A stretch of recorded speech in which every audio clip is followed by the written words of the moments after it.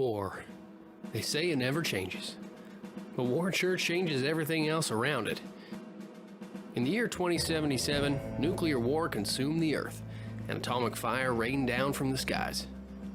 Those who survived, they did so in great underground vaults. And when they opened, those survivors set out to bring order to a chaotic wasteland. Some 200 years have passed since then, and while I wish I could say that was the last war to grace the Colorado territories, that simply ain't the way things played out. But where are my manners, folks? My name's Bert, jack of all trades and handyman of sorts. I do what I can to keep the lights on in this little slice of wasteland that we call Longmount, Colorado. Now, I know it ain't much to look at, but we got a saloon and a trading post, and, well, this old generator here, and well, that's good enough for us Longmounters, especially considering all the trouble in these parts lately. You see, a few years back, well, war came right up to our doorsteps here in Longmount. An army calling itself Caesar's Legion were causing all kinds of problems just down the road a piece. Started in Arizona and spread like wildfire. Thankfully, the Legion bet the farm and lost it all, duking it out with the new California Republic, and, well, they've been on the run ever since. Now, you'd think that'd be the end of our troubles, but about a week ago, someone broke into the Longmount power station and did a number on our reactor. Nearly broke our fusion core in half trying to pry the damn thing out. I hired a crew to fetch a repair manual from the old abandoned Newatt library, but they came back with something even more valuable: information. See, it turns out our local merchant by the name of Honest Abe hired a bunch of no-good raiders to try and steal that core. I got the townsfolk pretty riled up, and, well, when we confronted old Abe, he went and slapped leather, pulling a shotgun on our band of scrappy heroes. Now, it's hard to say exactly how this showdown's gonna play out, but I got a feeling Honest Abe's days are numbered. I just hope he doesn't do too much damage on his way out.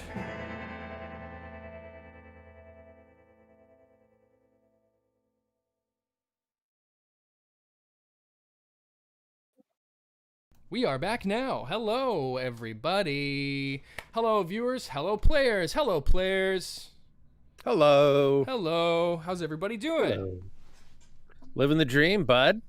Love to hear it. Love to hear it. Hello to you all, you lovely three human beings, and hello to everyone there at home. Thank you for tuning in to episode 2 of A Fistful of Neutrons. Welcome back. We've got another edition of this post-future sci-fi spaghetti western for you folks here today, and we're going to kick off right now. We are playing Fallout 2D20. My name is Ryan Danger, your benevolent overseer and host of War Games News Radio. Thanks again for tuning in, and if you're just joining us for the first time, we are continuing our campaign playing Fallout, the role-playing game by Modifius Entertainment. You can catch the replay of our last video live stream on YouTube. You can also catch up on session 0.5 if you want to fully get the experience. But we're going to start at a pretty interesting place today. It's going to be pretty easy to pick up, I think, going forward, the situation we're in. But you can also find War Games News Radio on Instagram. I got a neat little Discord community on the go as well, so there's links below. I know some of you in the chat are part of that contingent as well, so thank you so much for showing up today.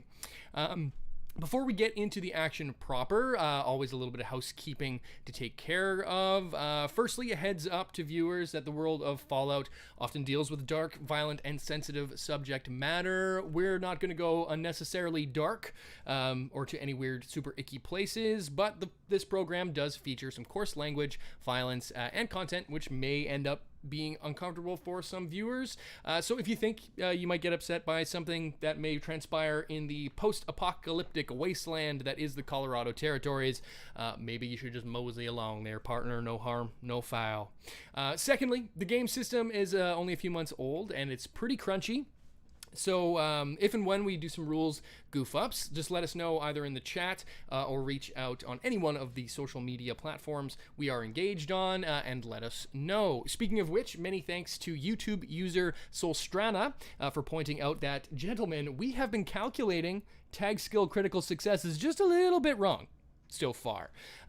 Turns out that when you get the double success off using a tag skill, you have to roll not just a basic success, but you have to roll at or below your skill number. So for example, if it's you have a special plus a skill stat, say it's perception plus survival, you have to roll at whatever your survival stat is to trigger that critical effect. So if the combined total is a 12, but your survival is a 6, you have to hit that 6 of survival to get the critical. So the double successes that we were getting, not all of them were true double successes. So keep that in mind as we go forward, and we'll unpack that a little bit more. And that's for a big thank you, Soul Strana. Yeah, there you go. Look at that. Yeah. We were just smashing X through the tutorial, and now we messed up how to use our fucking VATs like I did. That's my story of Fallout 3. That's what I did the first time. I was like, I didn't even know this Pip-Boy was anything other than a watch. But lastly, and probably more excitingly for some of you at home, we've got some free shit to give away. It is giveaway time in the form of some Fallout 2 D20 custom role-playing dice sets. These lovely, lovely D20s here. They're big and chunky, and they are going away to one of the people on this giant spinning wheel, which you've probably noticed going on here. So it just so happens to be my birthday, but we're giving the shit away to you instead. It will be sent via mail from the Modifius web store to whomever the winner of this is. And thanks to everyone for partaking, but there can only be one. Little drum roll, fellas, as I click the wheel. Spin it. Congratulations to... Oh, get out of here.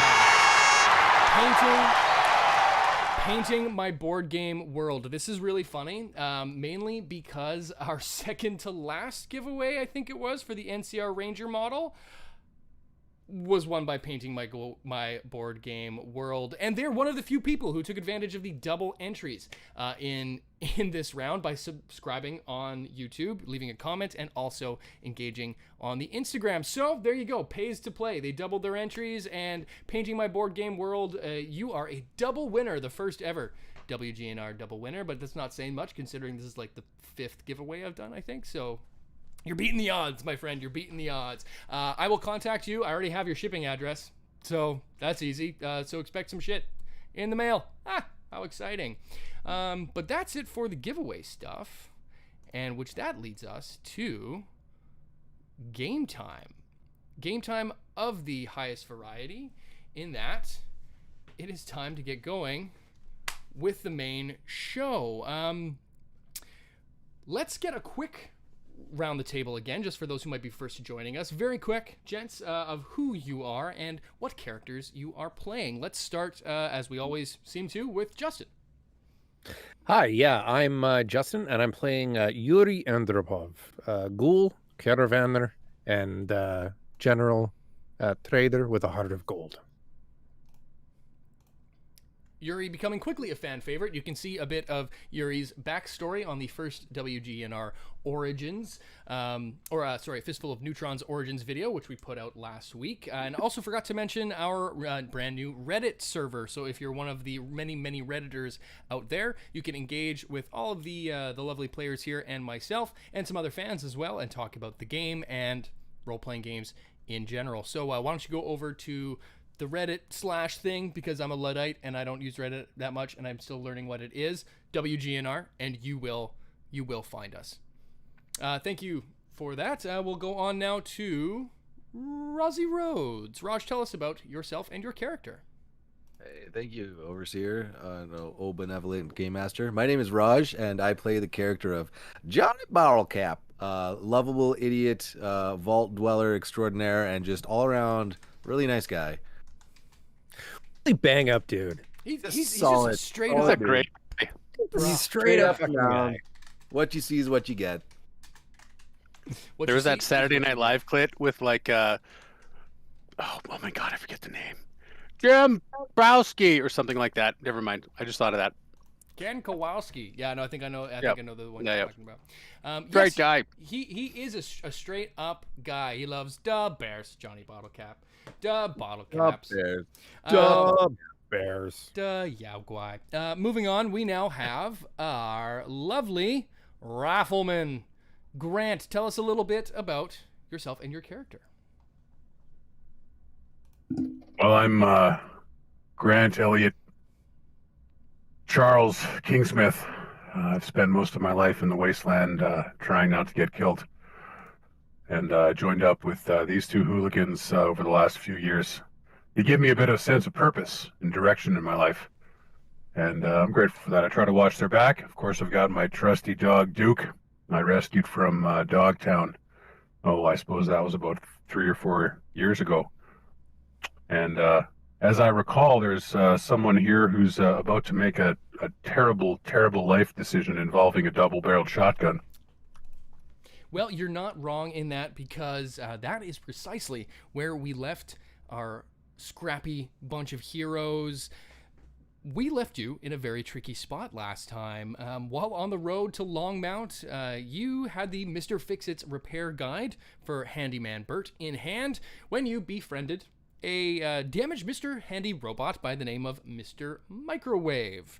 Yuri was deftly able to repair the robot, who had spent the last, 200 years or so fending off rad roaches in the nearby tourist trap of the scenic Overlook station.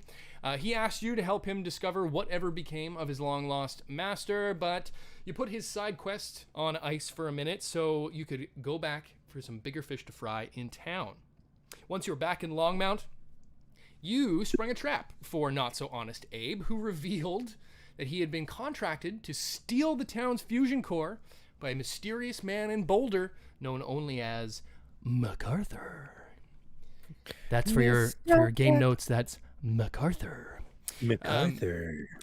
MacArthur.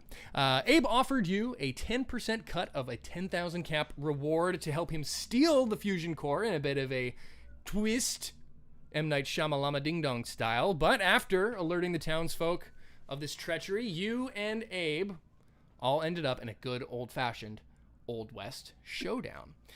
Old Abe did not take too kindly to being set up, and you now find yourselves at the wrong end of a double-barrel shotgun aimed at the crowd in front of himself, which includes you guys and most of the townsfolk, including Bert and Carla. I've just engaged the fight music, so that means we're gonna need to know some initiative ranks. Initiative. Are we rolling for initiative? We are. Now, initiative, unfortunately, doesn't have anything quite as sexy as rolling for it in this game, but we have done a couple test combats, so we have a bit of an idea of how this works. Abe has initiated combat, which means he's going to attack. But on top of that, I'm not on top of that, but that's going to initiate the combat round, so he gets to go first, and then we're going to go down the ranges of initiative as they go. So, in that case, I need to get over into Tabletop Simulator here and flip over the stats for the Traitor. The Traitor, who has an initiative of 13. What are y'all's initiatives? 11 for Johnny. Okay. My initiative. Sorry, go ahead, Grant. That's a 17 for Grant. Sorry. Oh yeah, I forgot you've got some big old stats there. Okay. And Johnny, for you're Yuri, it is 13. Okay. Yuri is 13. All right, let's do this thing, gentlemen. And it's going to start by Abe with his shotgun pointed. The trigger has now pulled, and the gun just kicks. You can tell that combat is not Abe's strong suit. As a result of this kick, I'm actually going to go ahead and randomize who this attack is going to be against. So for our viewers and all your TTSing needs, we've got Honest Abe right here, who's aimed at the crowd, and he's taking a shot. So I'm going to roll a d6 of the standard variety and assign a number to each of y'all. I'm just going to go left to right. Johnny, you're number 1. Rifleman, you're number 2. Duke is going to be number 3, because, he just so happens to be in the line of fire. He's there. Yuri, you are going to be number 4. Bert is number 5. And Carla is number 6. So the target of this attack is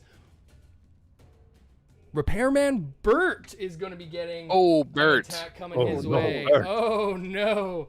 Oh, no. Bertram, my boy. Let me take a shot with Honest Abe here, who, looking at my stat block I have for him, has revealed that his target number for this attack is he's attacking with a double-barrel shotgun, not the 10mm auto, and his target number is an 8. Rolling 2d20.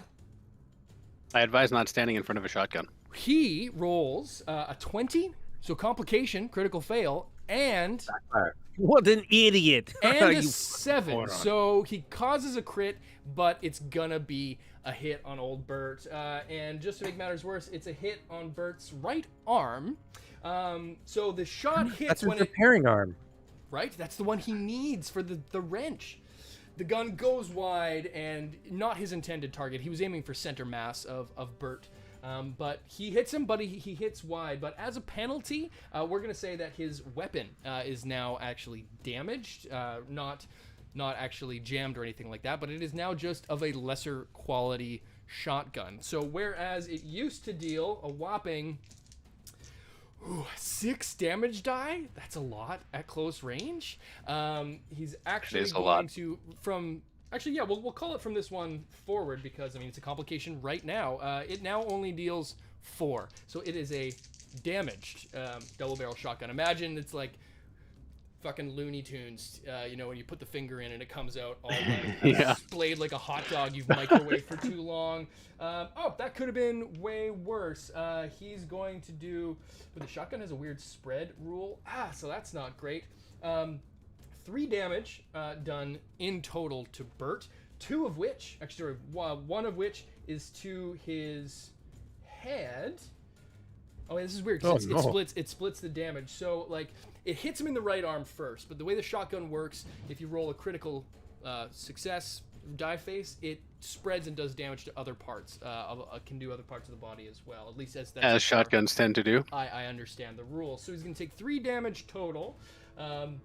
1 of which is going to be to his Nugan and Noggin, which in this case doesn't really apply, but he takes 2 damage, stops 1 because of his natural damage resistance. So Bert got a little bit lucky on that shot for a number of reasons, but that kicks off our combat proper, which means Grant, it's you, my bud. What do you want to do? You have a major and a minor action, and not in that order. What's up?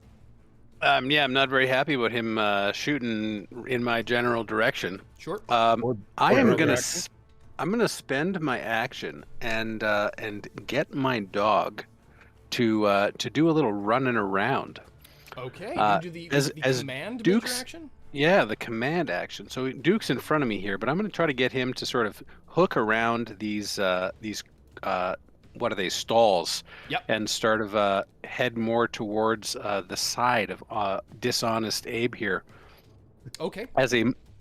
Can I can hold a minor action until next turn? Is that a thing? Like if I aim this turn, am I still aiming next turn? I don't rightly know the answer to that. I feel like technically not, but I like that because if you're aiming, you're aiming. If you do them in that order, I don't see why not. If you're doing your major action, then your minor action. I just like it. If you give Duke the and then and then level your gun, I'll say that's good to go. But now correct me if I'm wrong, but I believe you have to roll to command. See whether or not you successfully command Duke. I don't know if I know normally the command action you have to do for animals. It's a charisma plus survival check. I don't know if because you have the dog meat perk, you negate that. I'm not 100% sure. Yeah, so that one is on page 338 of the rulebook, which is very exciting. It looks like it moving is a command indeed on my part. The action of moving is the major action for it. So I think that's what I do. I'm not sure if I have to roll for its movement. Well, on major actions, I've got here to command. If you have an allied NPC under your command, choose a single major action for them to do. The action requires a test, and you can it requires a test. Then you automatically assist using your charisma plus speech if the NPC is a person, charisma plus survival if the NPC is an animal, or intelligence plus science if the NPC is a robot. So survival. All right. So I'm rolling using Roll My Dice here to do a little survival check. Okay. Roll My Dice is a fun little app, hey? It is. You can put in customized dice. It is handy. If you want to get your hands on that Roll My Dice, head on over to our Discord, and you can find the links to both the app and the dice bag we made there. So, you don't need to win dice to play the game, but... Oh, no. So I rolled a 16 and a 7, and my target was 6. Okay. So is Duke a little confused? Duke might be a little confused. Now, you can do a couple things if you want to try to re-roll this. You can spend action points to try to, to do that. You can spend luck points, I should say, would be more accurate. If you want to re-roll a d20, you can spend some of your luck points to do that. let me do that. I'm gonna spend a luck point here. Take a cue from Johnny Bottlecap. I rolled a 3, so definitely Duke understands what's going on, I think. There you go. Perfect. So Duke charges in, I raise my rifle up, and I think that's my turn. Okay, we got it. So yeah, we'll say Duke is able to move. Oh, there's my stalls moving on TTS. Ha! That's what happens when you don't lock shit down. But yeah, Duke moves, and he gets melee combat, we'll say, range of Abe. He is in his grill for next time. Now moving down the line to Yuri. What's your move, bud? Yes. I am not entirely pleased that you shot my new friend Bert. I am not normally a man of violence, but a shepherd must protect his flock. Yeah, I'm gonna fucking pull out my shitty pipe pistol, and I'm not the best shot, but we're gonna take some pot shots at this guy. Before I do, I'm just gonna look at him and say, I will give you last rites. Sure. And now, I'm gonna remember, you have a minor action you can spend as well. If you use the aim minor action, then you can re-roll one of your d20s on your next attack. So if you want to increase your chance to hit without having to spend luck points off the hop, you could aim, then shoot. Yeah, I'm absolutely gonna aim. I'm gonna take a little bit of time and go ahead and aim. I obviously don't choose a body part. I think that's randomized, correct? That is randomized. You can choose. You can make a called shot No, if you want. We're not gonna it increases the difficulty. We're not gonna get fancy like that. So that would be perception. Oh no, sorry, agility. It's agility and small guns. Yes. Ooh, well, okay. It's a 5, but I get to re-roll one. So yep. Let's see. I'm gonna roll my first 2d20. Let's see it, baby. And I got a 10. And a 2. Hey, okay. Well, hey. You only needed one hit, so that's good. Now you could re-roll that 10 if you want, and if you got another success, it would generate an action point to your pool, of which your team currently has 0 at the beginning. You know what? I'm aiming, so I might as well burn it. Let's see what happens. Might as well burn it, pal. Do it. That's an 8. Hey. Oh no, I needed a 5. Wait, 5 is your success. We got so excited for a second there. We did get so excited. No. Okay. Well, either way, you hit. So give me a roll for what body part of his you hit, and then we'll do some damage, buddy. Sure thing. That would be a D6 for his body part. It's a D20. It's the hit location die in that dice bag there. I'm in the Achilles. Okay, well, in that follow D20 bag that I have a D20, a combat D6, and a standard D6. Oh, I don't think you have the updated bag. That's okay. I'll just roll a good old... We'll randomize where he hits. He gets hit in the left leg, everyone. He got hit in the left leg. So roll yourself some damage die. You can spend additional ammo, and I would highly recommend perhaps you do so, because his damage resistance, particularly on his legs, is 2. His arms, legs, and torso have a damage resistance of 2. So he is might want to spend some extra armored. ammo. Yeah, you know what? I have pipe pistol ammo. I have 11, so I'm going to burn one. Yeah. And I'm rolling how many combat die? 2 combat die? No, your combat die for your pipe pistol, I believe it's 3 you have? You have to tell me. Should be on your weapon. Oh, yes. Well, it says damage 3, so I'm guessing that's okay. 3. 3, but now it's 4 because you've spent some ammo. 4. Yeah. Okay. Okie doke. And rolling. We got rolling. Ooh, we got 1, 2, 3, 4, 5 explosions. Okay, that's 5. That's 5 damage. And a nuclear icon. Okay, that's not bad. Does your weapon have any special effects, which are triggered by the Vault Boy head? Does it have any keywords like piercing, vicious? I don't believe it does. I think it's just a regular old dipshitty pipe pistol. It's fucking 38. Yeah, no, it's all good. Okay, well, so that's fine. You're going to do 4, 6. So that's 6 damage total minus 2. You're going to do 4 damage to good old Honest Abe, which ain't half bad, actually. Just yeah. blow out his kneecap. Just Yeah, he's tougher than you might think he is, but yep, he's doing okay. Good shot. It is now up to Johnny. What's the move, my friend? Quick question about our dear friend Bert. Did we adopt him as Burton Ernie? Is that canon? It is now canon. Yes, viewers, following following our last stream, we had a little off-session chat, and Raj proposed that Bert's name is Burton, Berton, Ernie. So that's canon now. But yes, that is an official thing. Burton has been. That's what his father calls him. Burton, no. He's been hit. You've injured my dear friend Barton. You know, Johnny's all fired up. So I want to spend a luck point and activate the Mysterious Stranger perk. Okay, I will make note. Mysterious Stranger is activated. Mysterious Stranger is a fun perk for those who have access to the rulebook. Look it up. Raj can spend an action point at the beginning of a combat to allow me to trigger the Mysterious Stranger to appear and make one freaking buku banana pants fucking 48 revolver shot. Okay, good to know. That is free, so you've just done that now. That's just a thing that's happened. You still have your minor and major actions. What do you want to do?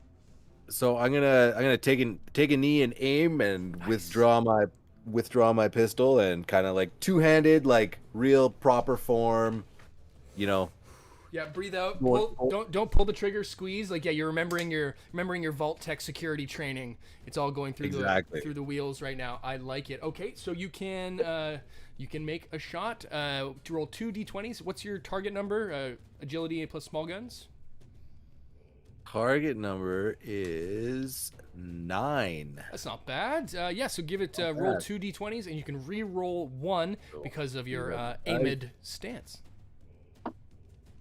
Okay, so we got a 7 and a 6, so we successed both of those. You success both of those, so you will your shot rings true and strikes our man Bert again in that left leg, and you've also, because of the double success, generated your first action point of the session. And for those viewers at home, I made some custom Nuka-Cola bottle caps. There will be a Wasteland Workshop video on how to make some for yourself to use in your games coming up very soon. It's really easy. Here's the secret: paint them red and glue some shit on top.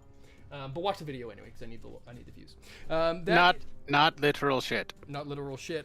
You hit true. Roll me some damage die there, Mr. Razi, and you can add some additional ammo to this as well if you'd like. I believe your 10mm has a fire rate of 2, so you could burn 2 additional ammo to roll 2 additional damage die on top of your 4. I think your 10mm has.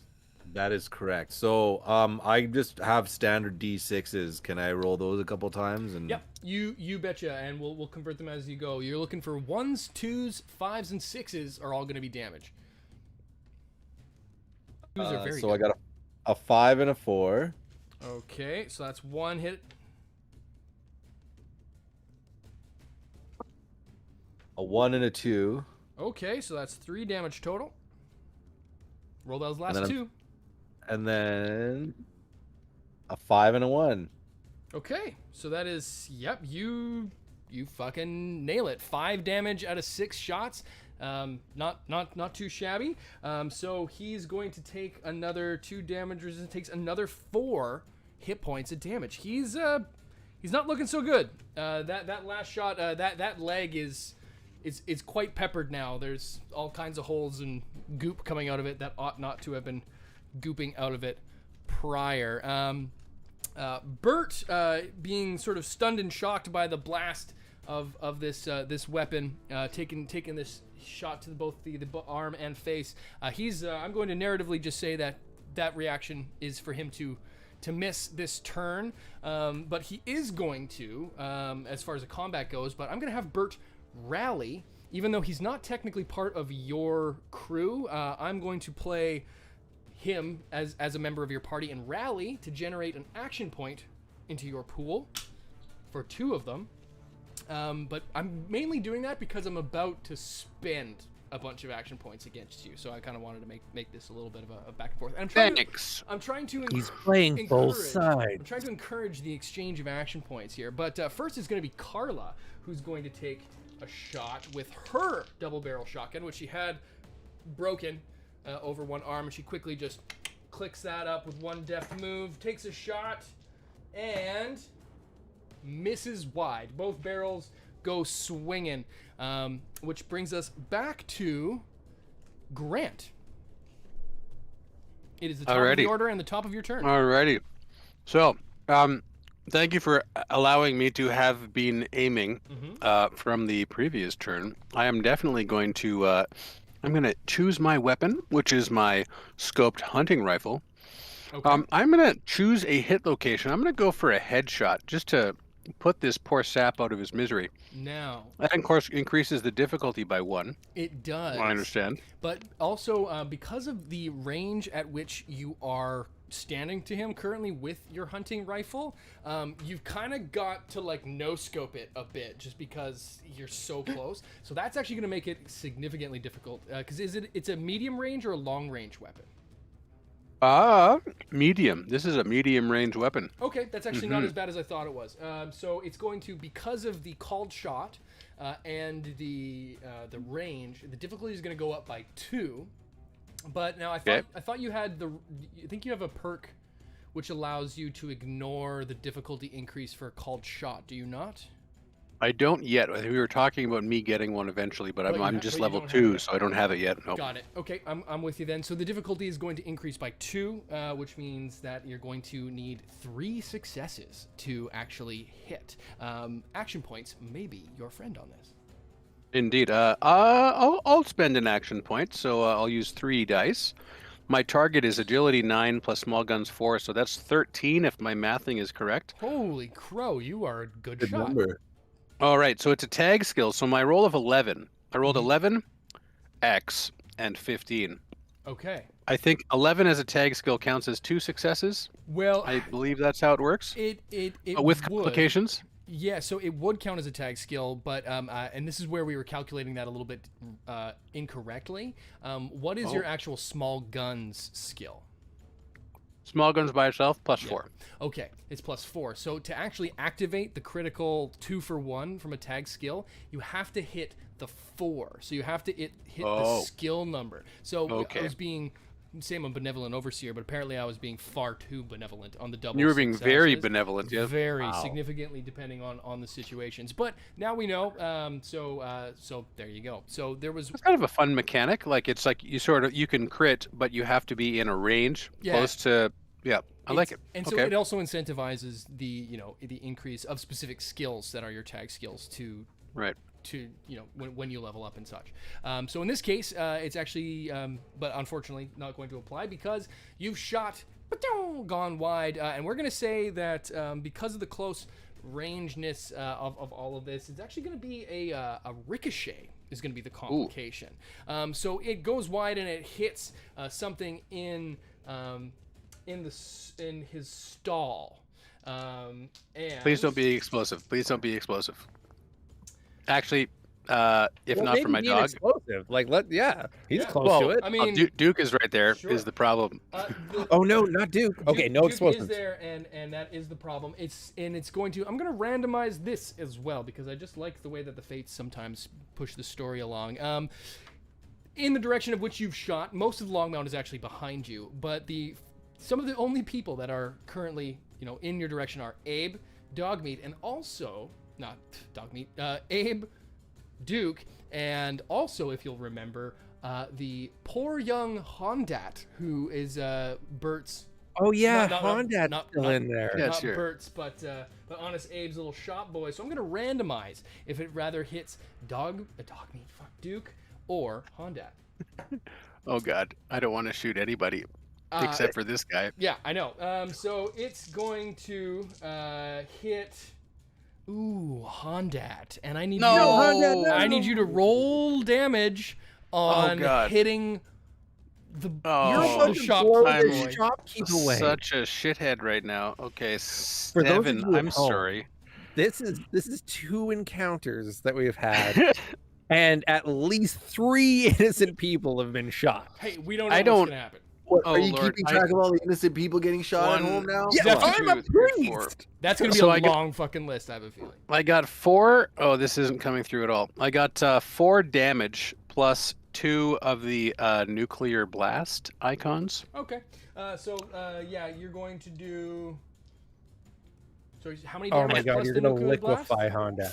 4 damage plus 2 nuclear blasts, and my firearm has an effect of piercing 1.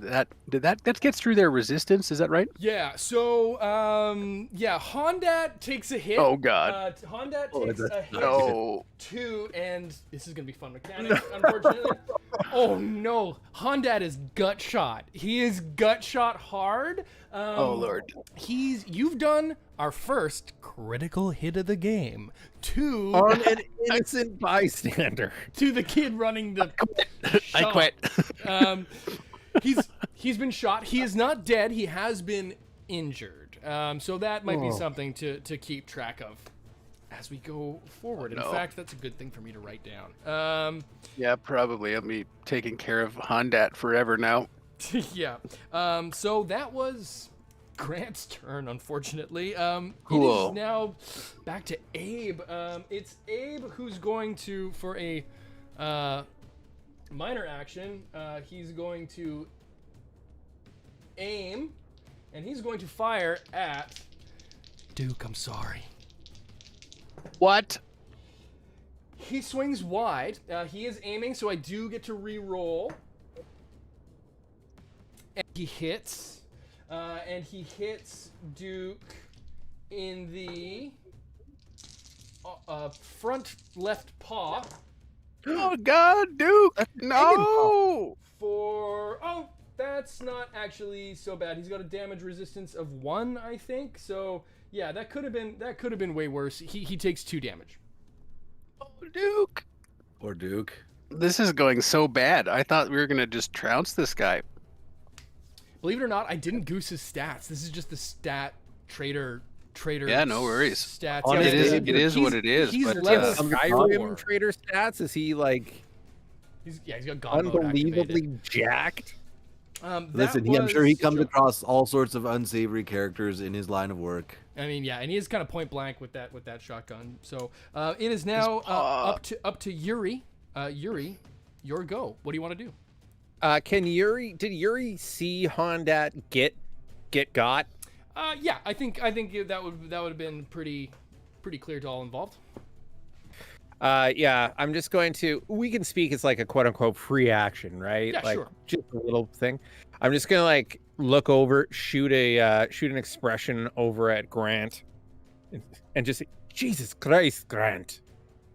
And for my minor action, do you think with my movement, even if I would take like a quote unquote attack of opportunity or the equivalent, do you think that I would be able to make it to Hondat? Yeah, we'll say that this is Honest Abe's stall. So the bullet kind of just like went through here. Yeah, I'd say that you would be able to. The way movement works, it's kind of you get to move where you want to move. Within reason, within the same zone or to the next zone over. So yeah, you would be able to sort of keep duck down, run to and into the stall. Without triggering an attack of sorts. But you will be very close to that shotgun. Yeah, no, I don't. Yeah, I don't care about that. Okay. Yeah, minor action, you can do that. Yeah, then I'm gonna move to Hondat in the stall and hunker down next, like just blow past Honest Sure. Abe. You can also, with your major action, you can try to do first aid on him. Well, you are reading my mind. Okay. Because I am, medicine is one of my strong suits. So I'm going to hunker down next to Hondat and just put immediate pressure on the wound and just say, Hondat, you're going to be okay. I'm going to be here with you. And I'm going to actually. I have my pack on me, so I'm going to take out whatever first aid kit that I have and try to do a first aid roll on him. Yeah, you can definitely do that. So that's going to be an intelligence plus medicine skill check. He has 1 injury, so it is a difficulty 1. Okay, well, my target number, my intelligence is a 9, and my medicine is a 2, so my target number is 11. Okay. And I'm actually going to burn another luck point, so I think that brings me down to 2 luck points. You burn the luck point after you do the roll. So if you screw up on the roll, then you can burn a luck point to re-roll. Never mind. Then action points you buy d20s ahead of time. Luck points you burn to re-roll. Okay, I misunderstood. So actually, you know what? I'm going to leave the action points for the shooters. I've got enough luck. Sure. For me. I've got 2d20 coming at you from Kamachka, which is ironically near where I'm from. Kind of where you're from, yes. Coming at you from Kamachka. And that is an 11 target number. Come and that is a 19 and a 10. On that. So okay, that's a score. That's a good one. I thought it was gonna be like 19 and like an 18 or something. Okay, nailed it. So how injuries work? We did a little bit of healing last time. Injuries a little bit different. You get down, pressure on the wound. Just go rummaging through, get some old, bandages and shit, and you're able to sort of patch the wound, give him a quick wrap. So he was bleeding, was the injury which he sustained. That has now been patched up. It is not healed. So were he to take an additional hit to that area, it would not be very good for him, but he is essentially stabilized at the moment. And that is your turn. Can I in fiction place myself between, because I'm like literally between all the firing and Hondat, so I'm gonna sort of like Saving Private Ryan, beach medic, kind of like use myself as a shield on him. Yeah, absolutely. And we'll say that Hondat was, when this all happened, when the gunfight busted out, he was kind of like eagerly like had his hands on the shelf, sort of like looking up. And the shot that went wide, you didn't see Hondat get hit, but in front of the front of the stall had a smoking hole in it, and he got hit through, and so now he's down behind sort of Honest Abe's point of sale, and you're behind there with him, patched up. Curiosity killed the cat on that. So he's got. So you also have a bit of cover now. We'll say in between you. It's 1 point of cover. So were you to take a shot, we can go over how that works. But basically, you get to try to roll a combat die to counteract any damage that you take, depending on the level of cover that you're under. So yeah, we'll say that's what you've done. Moving down the line, it is now Johnny Bottlecap. Get him, Johnny. Oh, he's got something coming to him for sure. What's the move, my friend? What are we doing? Well, I'm pretty happy with the degree of his success I achieved on the last turn, so I would maybe try and angle myself so I'm not shooting in a straight line from me to Yuri. Sure. Is that permissible? Yeah, I mean, we'll say that within sort of where you are. I mean, shooting through and at sort of your people is a little different. But yeah, I won't make you move to actually. Well, yeah, you know what? We'll say that you'll have to burn a minor action to kind of get a clear shot at Honest Abe with all of the commotion that's going on. So you wouldn't be able to aim this shot like you did the last one, but you could definitely still shoot with your major action. Cool. Yeah. No, I'm more concerned with not shooting at Yuri because Sure. Fool me twice, shame on Johnny, right? Yeah. So, shoot me twice. Shoot me twice. You can't shame shoot on me again. Yeah. Yeah, I won't be shot again. Yeah. All right, so I'm gonna wind up and take a shot at this Joker. See if we can take a little bit more out of him. I like it. Give that shot, my friend. Here we go. So that is 2 successes. Okay. A 2 and a 9. A 2 and a 9. Okay, so one of those is a critical success. The 2. Oh yeah, my small guns. Yep. Very so nice. and 9 is your target number as well, is it not? My target number is 9. That is Okay. correct. So you actually generated 3 successes on that shot. So 2 of them will be converted into action points. Not bad. So that is a big old hit, and you have hit him in the torso. So let's go ahead and roll damage, and yeah, you could definitely spend more ammo on this one as well if you want to try to really bring this shot home. Oh yeah, we're gonna bring the heat. So I'm gonna load up on the ammo. Gonna go for. Okay, six d6s, my 6d6. friend. Roll them, and I'll count them off. Okay, so we got a 1 and a 6. Okay. Got a 2 4s. Okay. Woof. Nothing there. Come on, big money. And a 1 and a 3. Okay. So you did 3 damage on that one.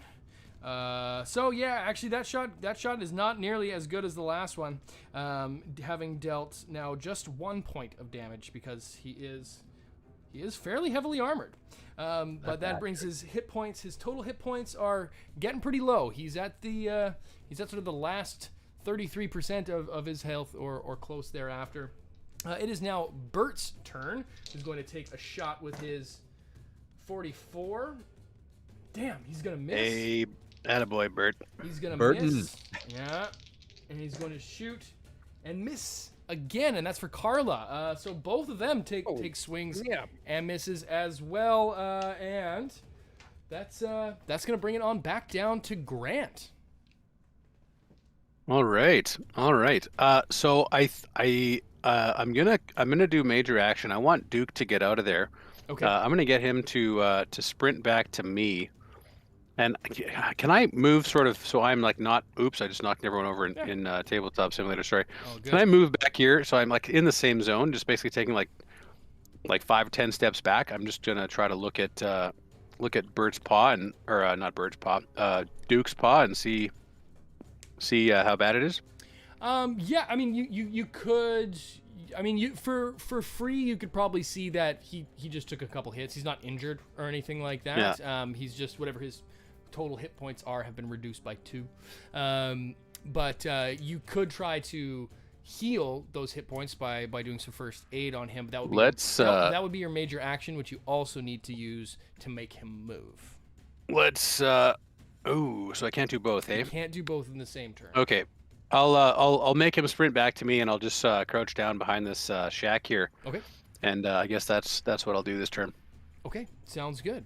It is now going to cycle back to our man Abe, who's going to take a shot. I think this time he's going to.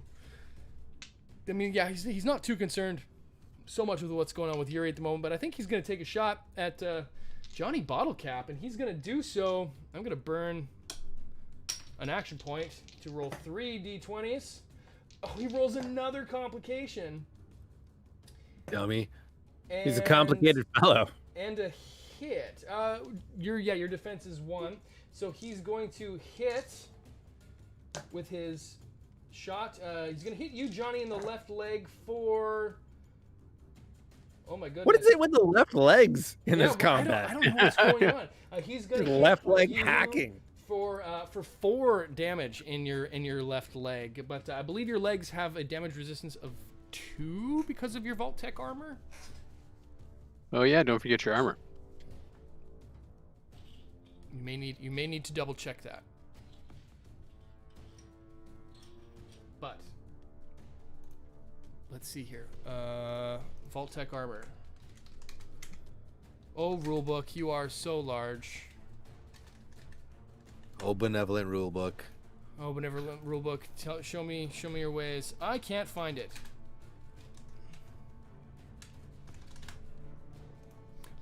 And it's either 1 or 2. So we'll continue the streak of benevolence and say that it's a damage resistance of 2, meaning for now you'll get just 2 damage to your left leg. Well, which is also going to bring it back to Yuri,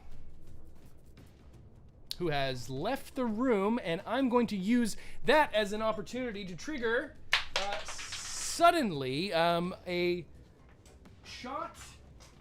Suddenly a shot from you're not too sure where rings out, Johnny, as a Mysterious gun blast goes off. Yep, nope. Hooray. That does it. A gun blast out of nowhere comes out, and you suddenly see Abe struck in the head for. Yes. Oh my goodness. 2.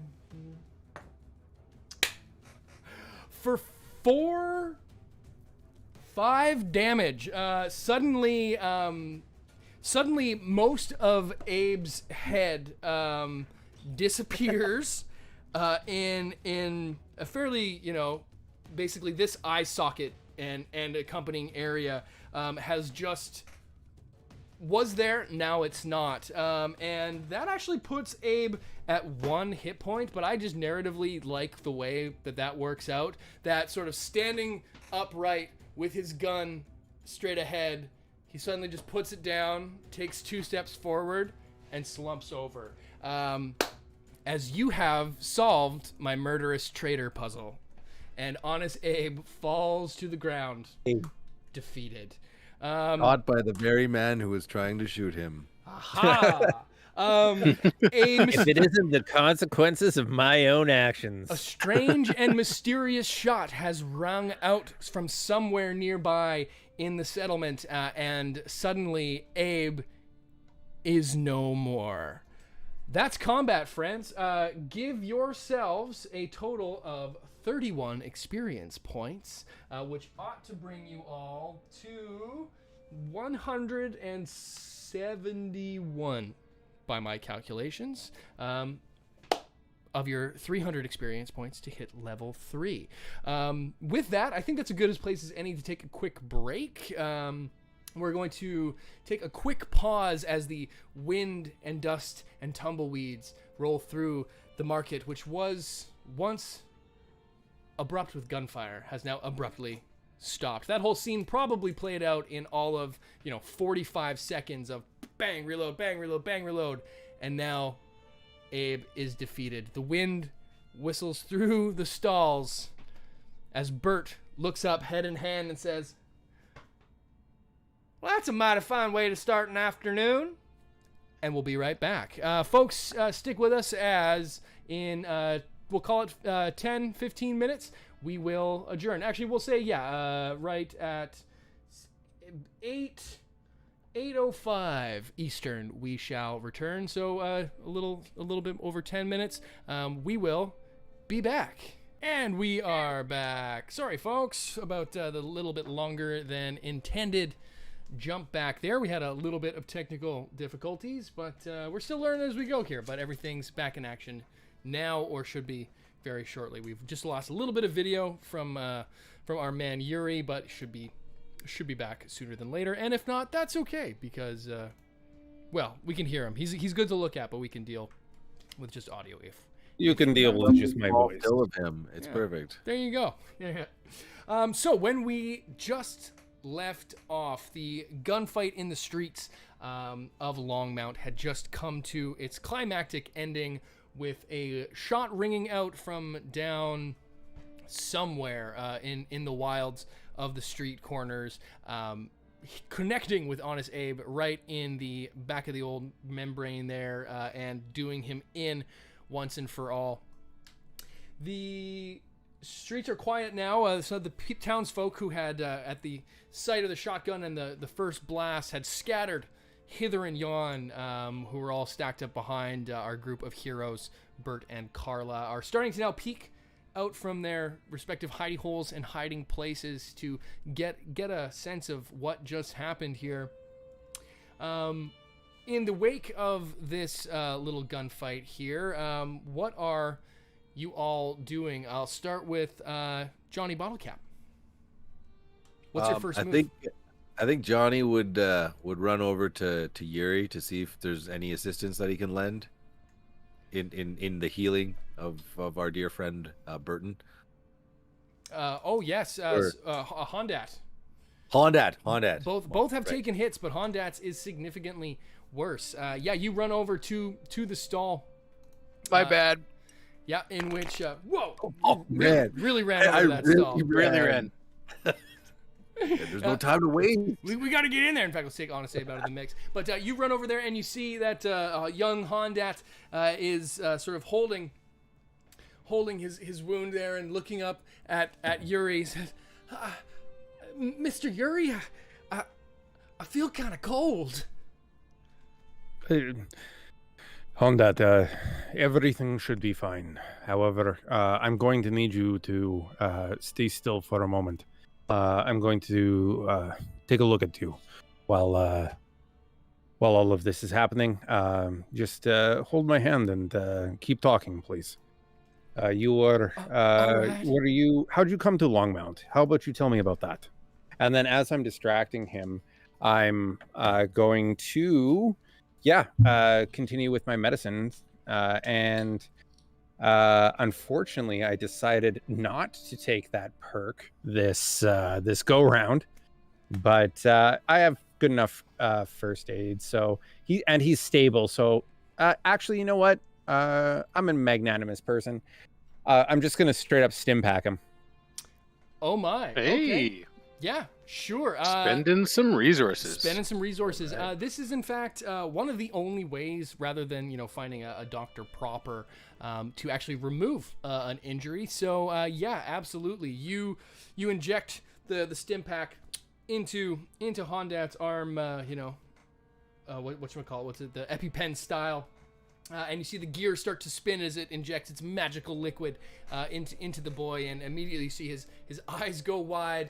And he sort of relaxes, and you have removed. Everything is going to be okay. You are going to be fine. The bleeding injury from Hondat, and done him up to pretty much all of his hit points. He'd lost 6, I think, in that blast, and he's doing okay now. I believe it replenishes 4 hit points, if my math is correct, on the stim packs. But either way, the injury is healed, and he sort of gets up and, wow, I've only ever seen a couple of those before in my whole life. I've never even had one, but geez, I feel amazing. Well, don't go running a marathon just yet. How about you just stay where you are, and we'll get you upright and maybe have a drink of water in a few moments. But you stay here, and I kind of prop him up on my pack, and I say, I will be right back, but you just take it easy for the moment. No, I want to come with you. He goes to get up and just immediately right, the open wound in my chest. The whole bullet situation, yes, it's okay. Still a thing, man. I'll just wait here. He just kind of humps over and goes, finds a thing of dirty water, and from the stall and takes a sip. At this, Bert, who's kind of at the moment picking out a piece of buckshot from his forehead, comes over with the rest of with Carla in tow and a few other townsfolk who've sort of been peeking around. Well. And looks at Honest Abe, who's sitting at his feet. Honest Abe. Something about that name, just should have known it was too good to be true. I can't thank you folks enough. You've really done us a bit of a service here. Well, at least I think you have. If you might have something for me, that is.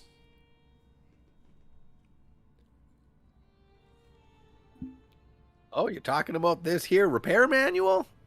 His eyes just go wide as saucers when he sees the Mr. Fix-It's Guide to Home Nuclear Repair. My God! Hey. He goes to really, quickly grab it, and he's like, oh, and very sort of gingerly looks at you, Johnny, can I? Is that? Oh, by all means, sir, take it. It's yours. With that exchange of hands, you have gained 60 experience points by returning retrieving the Mr. Fix-It's Guide for Bert. Quest completed. I can't thank you all enough. Here. He just quickly runs over to the power station. Runs, and you can hear the rustling of caps and doors, things opening and closing as he gets a bag together, and with a little drawstring bag comes over and hands to you, Johnny Bottlecap, 50 Johnny Bottle Caps in a bag. Johnny loves bottle caps. Oh my goodness, I could get going on this right away. I mean, time's ticking. That reactor, it's been putting out a lot more heat since you all left. The old Geiger counter's been going off through the roof. I better get to work here quickly. Say, one of y'all would want to maybe give me a hand with this. I could potentially use a little bit of assistance back here. Are you looking for someone to lend a hand, are ya? Well, I rightly might need it. Well, I'm your guy. All right. Well, I put a hand on his shoulder, and I'll just say, perhaps we are your men. Johnny, you take point. I will be there for technical advisement. Yuri, you're so helpful. God bless you. as the three of you, including Bert, wander over to the power station, Rifleman, where are you at? It is as if time has stopped for me. Duke being injured, like there could be artillery coming in, there could be a nuclear explosion going on. I wouldn't be paying attention to it. I'm just like focused on Duke and Duke's paw, and I'd like to do a medicine check to just bandage up that paw. I feel nauseous just thinking about this. Everyone else could be dead in my whole party. Well, that's an overstatement, but I definitely want Duke's paw to be okay. So let's do a medicine check if I can. Absolutely, we can do that. In fact, Duke is quickly becoming a fan favorite too. Here in the chat, there was much chagrin when Duke took that shotgun blast you heard to the paw. As it should be. As it should be. So let's I'm go spending ahead. all the rest of my luck points too. So that's Sure. 3 more luck points. Yeah, if you want. And to you know what? When you need to. Happy birthday, Overseer. I'm gonna spend 2 action points too. I'm just going deep on this one. Oh, okay. Yeah, sure. Oh, and it's a good thing I did too, because only one of these 7 dice represents a success. Wow. And there is an X, so I guess I sort of screw up the bandaging process. Okay, sure. Yeah, you're rifling through your pack, like you said, singularly focused on trying to aid your four-legged friend here, Duke. And in doing so, you're just throwing shit from your pack hither and yon as you're looking for materials to help bandage this wound. And as a complication, I'm gonna have to get you to sure. To burn. I believe you picked up some uncommon materials. Yeah, we did. Yeah, on the looting of the Protectrons way back in our very first test episode, which did not air because it was god awful. So we're just gonna go ahead and say that that uncommon material was some bandages of sort, or something you could use as a bandage, or synthetic fabric. Yeah, it's a synthetic fabric, and you're able to do a little doggy sling for our boy Duke. And so with that success, what is your medicine skill? So also, I don't know how complicated this is. Medicine I don't actually have as a skill, but my int is 6. So is it like sort of like 5th edition where you can like roll even if you don't have it?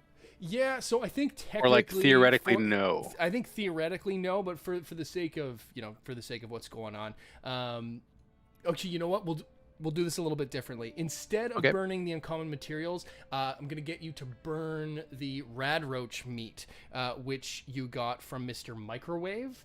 Sure. That actually heals 2 hit points, and Duke took 2 hit points. So rather than performing, you passed the test, performed two hit points worth of healing on him. So it's kind of like a trade. Smart enough to know that maybe feeding the good boy is gonna do it. Nice. There you go. Okay. Yeah, and on top of that, because you got, we'll do a little benevolency, a little malevolency. You burn the thing, healing the hit points, but because of your attentive care that you gave him with the success, his permanent his temporary hit points will be increased by 1, similar to as if he took a well-rested perk, so a long rest of 8 hours. Very nice. There you go. So he's a little Thank you, Overseer. than he was before. There you go. Well, there you go. Okay, now after doing this, I'll sort of stand up and look around, realizing that Abe is gone, and I'll scamper after Yuri and Johnny and see if I can't be of assistance. I'm gonna carry Duke at this point, like sort of like here over my shoulder. He's a big dog, but I'm just gonna I don't want him to walk on that paw, so I'll just carry him around until. I can't help but feel there might be some high amounts of overcompensation for this injured dog that is happening right now. Something. Mr. Rifleman, you seem to be in a panic maybe over a minor injury.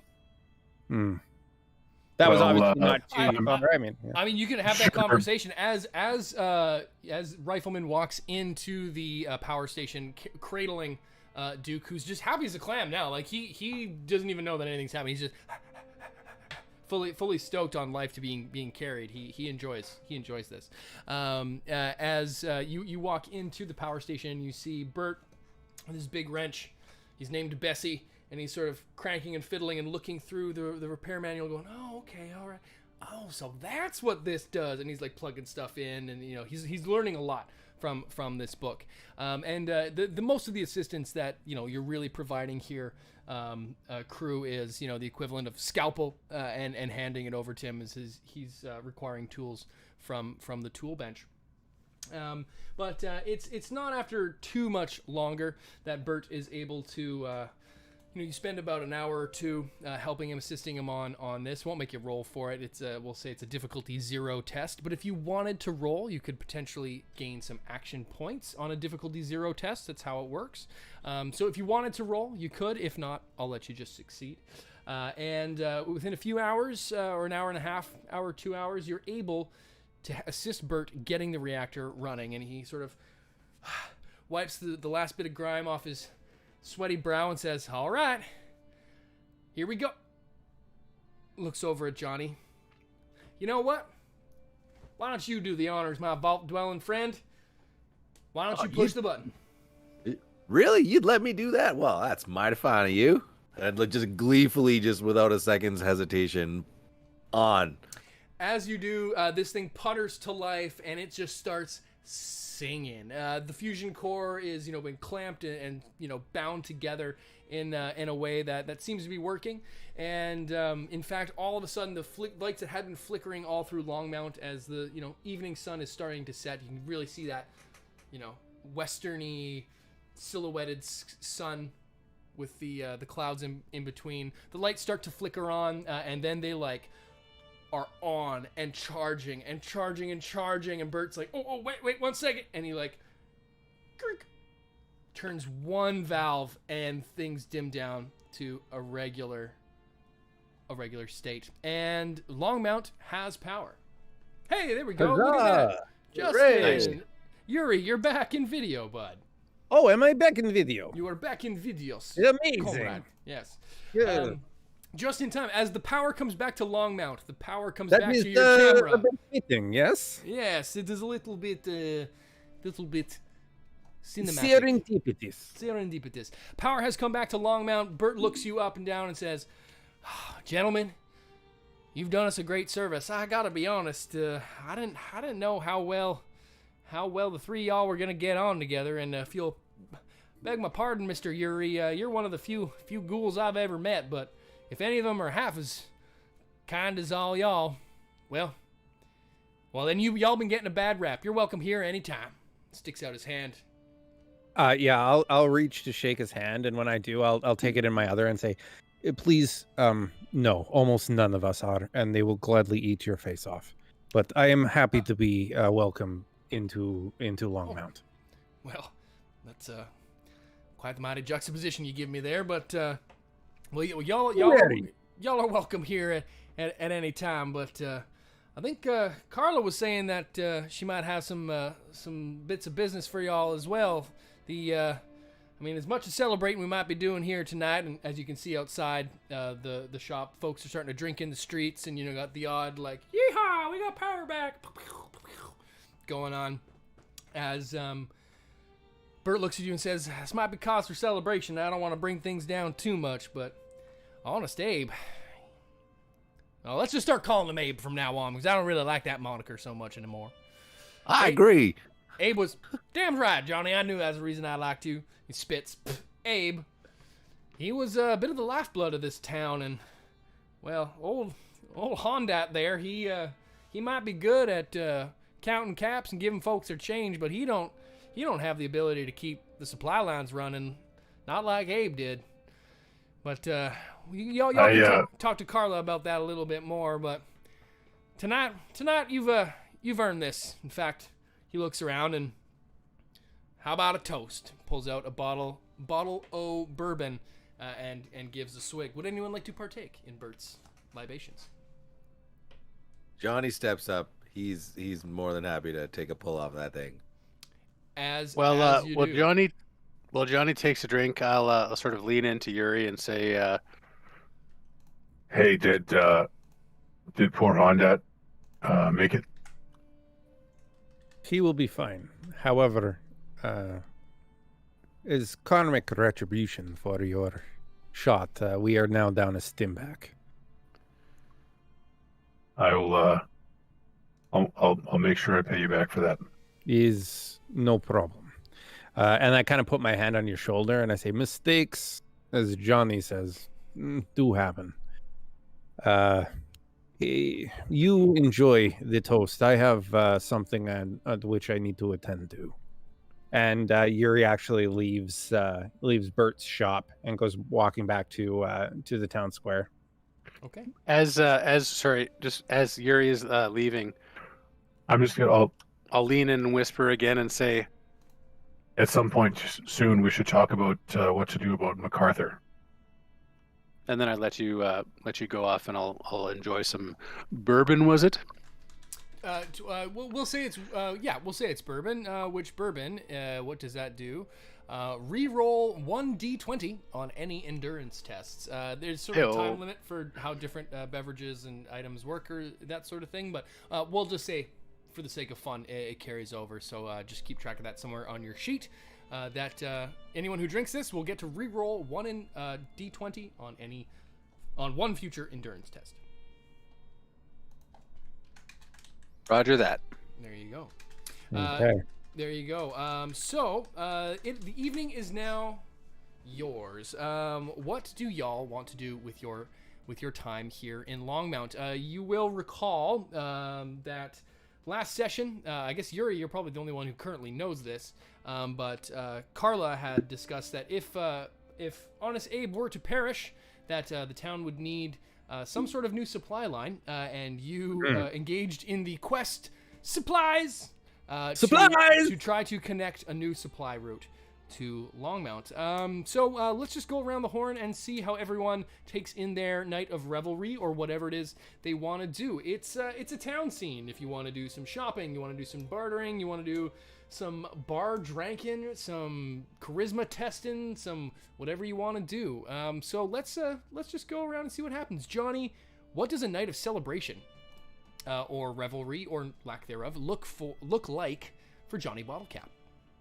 Johnny's gonna go straight to the tavern and open himself up a bar tab, or something where he's demonstrated his lack of regard for keeping it sensible. He's really gonna tie a few on. I don't know if there's like a piano in there or like one of those player pianos. And Johnny's gonna be up on tables singing. Like he's really just he did the thing they set out to do. The lights are on because of the thing that he helped do. He's really proud. Yeah. Okay. Sure. I absolutely love that. You get up and we'll say it is there. Of course, there's a player piano. It's an old player piano. It's like a nuclear. It's the Mr. Fusion version of the player piano, and it is humming tonight. But of course, Johnny doesn't know that it's a piano that plays itself. So he's sitting in front of it, playing it and doing the whole. Jerry Lee Lewis kicking the chair back, and you're hucking it up hard. All of this gains the attention of a couple gruff-looking homesteaders. You can see have been kind of giving you a bit of a stink eye, Johnny, as you're sort of hucking it up. One of them comes over, looks at you, and says, "Son, that's some of the mighty finest dancing I've seen in all my years." Well, thank you kindly, sir. You're one of these hot steppers that came into town, eh? Cleaning things up? Yeah, just doing my part to make the world a little bit better place. Oh, you hear that? He's one of the Vault. He's one of them. All right, well, saddle up, partner. Arm wrestle. You and me. Oh, you got it, mister. Nice. As Johnny saddles up to do an arm wrestling contest with any takers in the bar at this stage, you've been challenged, and let's put a little bit of money on it, shall we, pal? How about we say 10 caps goes the victor? 10 caps. Oh boy. Where is Grant, like, in the bar with you? Are you alone? Because you're just as I'm asking questions. Sure. Yuri is definitely not there. I'm outside somewhere. I like it. Grant, Rifleman, where are you? You As know, we I think cut scene. I'll probably stick around, still holding my like 80-pound dog. Maybe I'll sort of put Duke down on the floor, pat him on the head a little bit, and I'll just sort of chit chat with Bert about logistics, supply, if there's any other groups that have been hostile in the last couple months, any other news he has, just a sort of small talk, basically. Ask him some questions about mechanical objects, how the water situation is, if he needs any other sort of. I'll just make small talk. I like that. I'm gonna make note of that right now. As you sort of sit and chat with Bert, he's gonna give you sort of a bit of the lay of the land. You know, he talks a little bit more about how you know, Honest Abe was you know, definitely the guy keeping the lights on when he wasn't keeping the lights on, as far as, you know, the trains running on time and that sort of thing, supplies coming through town.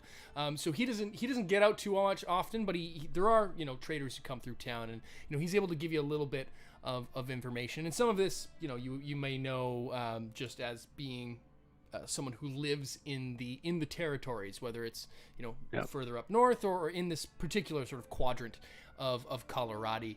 You know, he gives you some information on Boulder. Boulder City, as it's called. You know, he tells you a little bit about, you know, he's heard from caravanners and the like, that the outskirts of the city are often inhabited by numbering rival gangs. In particular, he's heard about a pretty nasty group, calls himself the Ringnecks, which we had a pretty nasty ringneck problem back here a couple of years ago. Radiation makes them grow about this big. He's talking about a snake in this context, but turns out the ringnecks they got down in Boulder, they walk on two legs and carry assault rifles. So you might want to be a little bit wary of those ones. They got their bites just as bad as their bark, if you know what I mean. He also tells you about you know, several places he's heard about in Boulder City. One being the tenement houses, which he's heard that are places where you can get a good night's sleep, but usually visited by a pretty rough and tumble crowd. If you need to do any amount of, you know, staying in Boulder, you can rent a room there pretty affordably. And he's also heard about the good old NCR coming through town. Word is that they've got a bit of a presence that way too. Can't say I know too much about it, but Boulder seems to be where they're held up, at least in these parts.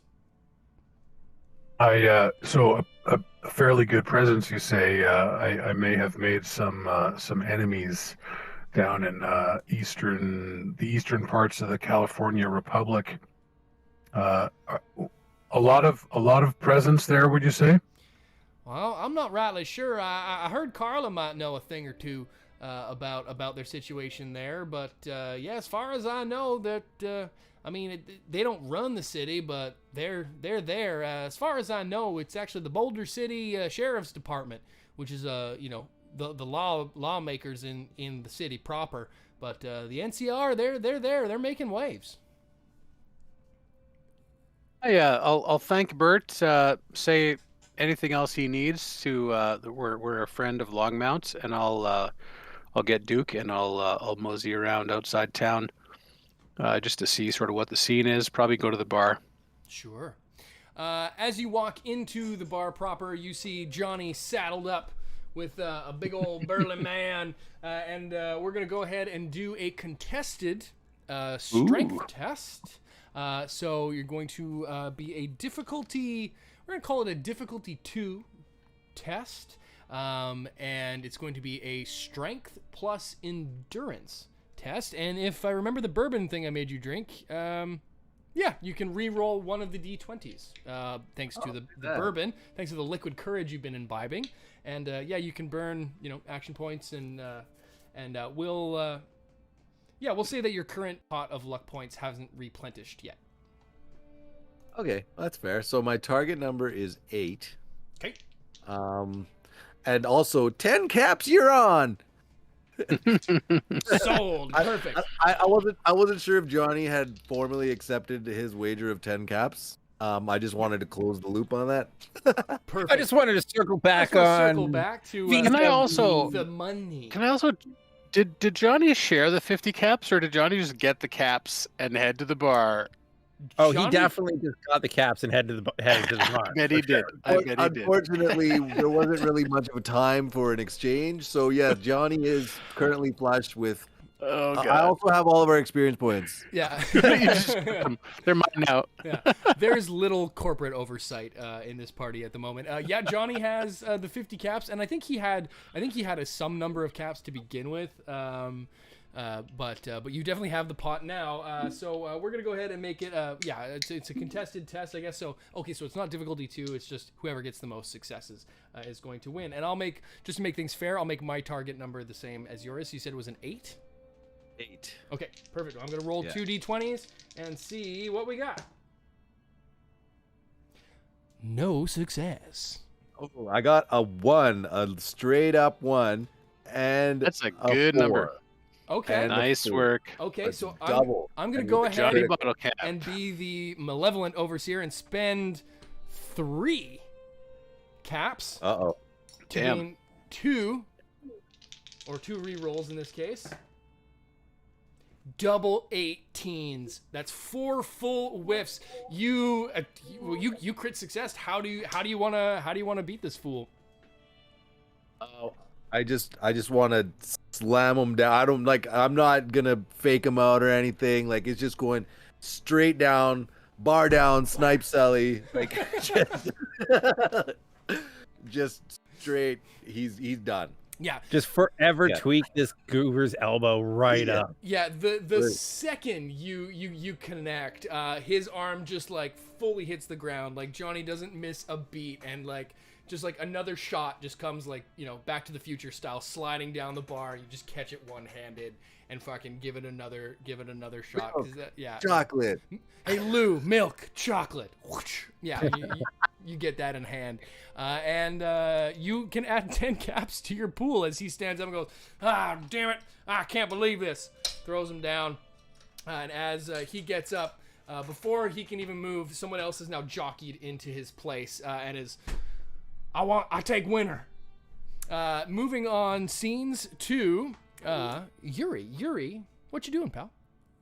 Yeah, for sure. I think that when the gunfight happened, it was like late afternoon, correct? Because you're Yeah. saying the sun was going down, and now it's like into the evening. Yeah, it's like, you know, getting a little long in the tooth. It's probably, you know, like 8:30. Yeah. So I mean, first things first. I'm heading back to Honest Abe's shack, Sure. or his trading post, and I'm going to set Hondat up. I'm going to like get a cot, get him sort of well situated, help him off. Me like, come with me on that. I have a cot set up in the back room. You will be able to recover there, and All right, set him Yuri. down. He He's- follows suit. Please, gently here. And yeah, like I'll very tenderly set him down and swing his legs up, and I'll rummage around the shack for whatever, you know, small amount of like food or water that I can kind of put on a bed stand for him, Sure. and just like you take your time here, and I'll kind of click on a radio for him and try to, you know, dial in if there's anything in the area radio wise that he could kind of listen to. Yeah, sure, 100%. You click the radio on the old Radiation King radio with its, you know, vacuum tube, starts to crackle to life, and it was tuned to a station, in fact. Ooh. And you hear coming over the radio, well, hey there, Wastelanders. Welcome back to Wasteland News Radio. Acronym for WG. You hear Yuri say, man, there has got to be a better name for that. It doesn't really roll off the tongue, doesn't it? We'll retcon. You're tuned into WGNR. So yeah, we're making it. This is a in-game. It's an in-game radio station now. WGNR coming out of Boulder, Colorado. My name's Rodney Danger, and I'm bringing you all the hits. In fact, here comes that fucking bongo bongo jungle song from Fallout 3. Bongo bongo bongo, I don't want to leave the Congo. You have discovered WGNR radio out Memories. of Boulder City. It's a tie-in. It's a tie-in. It's all connected. We're like the MCU, but way shittier. Vertical integration. Yeah, vertical With your integration. support, one day we might make it to 100th of the Marvel Cinematic Universe. Nice. Yeah, you've discovered that there is a radio station in Boulder City called WGNR, and it is broadcasting all the hits all the time. Hondat seems to relax at this and starts to, munch away on an old thing of Blamco mac and cheese. He's doing all right. Oh, Mr. Yuri, I gotta say, I ain't never seen a gunfight before, and I sure ain't never been gut shot before. That was a heck of an experience. Is that the kind of thing? Is that the kind of thing y'all get into, daily? I tend to shy away from such violence, but unfortunately in this world, it is inevitable. In the before times, it was not so much like this. It was much more peaceful. Before times? What's the before times? He's looking at you now just like bedtime story. I will tell you about before the bombs dropped, but first, I must go do some grim work.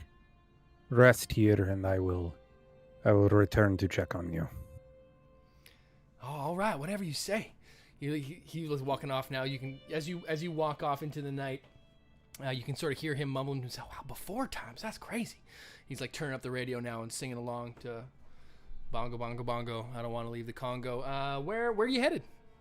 Yeah, I'm gonna actually go collect Honest Abe's body, and I'm gonna drag it behind his shack. And as on my way out from his stall, I will have grabbed a junk shovel, and I collect his body. I hunker down. I'm not a very strong man, so I hunker down and grab him underneath the armpits and just like start dragging him behind his stall. Yeah, you go to your solemn activity here as you dig a 6-foot hole for Honest Abe and deposit him into the ground. You're going to gain. Before I do that, I will I'll sort of I'm gonna go through his pockets, but not to rob him, just to like see what he had on him. Like, I'm not going to take these things with me. It's more of trying to get to know like who he was or what he held dear. Sure. So I'm gonna rummage through his daily carry, as it were. Yeah, absolutely. You come across, your standard trader's wares. There's all kinds of manner of, junk and things and, in bits and bops and pockets, a multi-tool, an old wrench, things that he would have used and just had on him to break stuff down as he was going. You also find, a handful of shotgun shells, a decent number of caps on him for, definitely not his whole stash, but you probably find, a solid, actually, yeah. Roll it. I'm going to. Oh wait, I did roll it. I rolled his wealth, which was actually significant. He has 58 caps on him, which is no small number. Yeah. For I know this is gonna pain the players, not the characters, because the players will know, but the characters will not. Those caps are going in the ground with him. I don't take them. I put the caps back in his pocket. I'm more I'm not looking for his wealth or anything. I'm just kind of looking over something that might give me some insight onto who this gentleman was in life. Yeah. No, I'm glad Grant's not there. Yeah, Grant was real not okay. Just like Yuri wasn't okay. That Grant shot a kid. I shot a kid. You also find among his person 3 common materials, 1 uncommon material. This is just the standard shit he would have on him if you were actually looting him. A drifter's outfit and his now damaged double-barrel shotgun. Okay, yeah, I might set the shotgun and the uncommon materials off to the side, but the caps and everything else will stay on his person. Yep. I'm gonna just hunker down next to him, and I'm going to actually take 2 caps out of his stash and put them over his eyes. Oh, you're so dramatic. I love it. Okay, yeah. You're the ferryman. And just start whispering to him, through his holy anointing, may the Lord, in his love and mercy, help you with the grace of the Holy Spirit. And I kind of just start continuing mumbling on and folding his arms over his chest and drag him down into the hole. Yep. And then, after my prayers are done, I'll throw a handful of dirt over him and say, may you go to the Creator. And start shoveling dirt onto him. Yep. And that's basically my evening. And I would like to paint a little bit of a word picture of like, as I'm doing this, I can definitely hear Johnny like in revelry and the music and everything from the bar. Like if you've ever been to a small town or like in a rural area, you know how you can like just hear both quiet and like loud at the same time.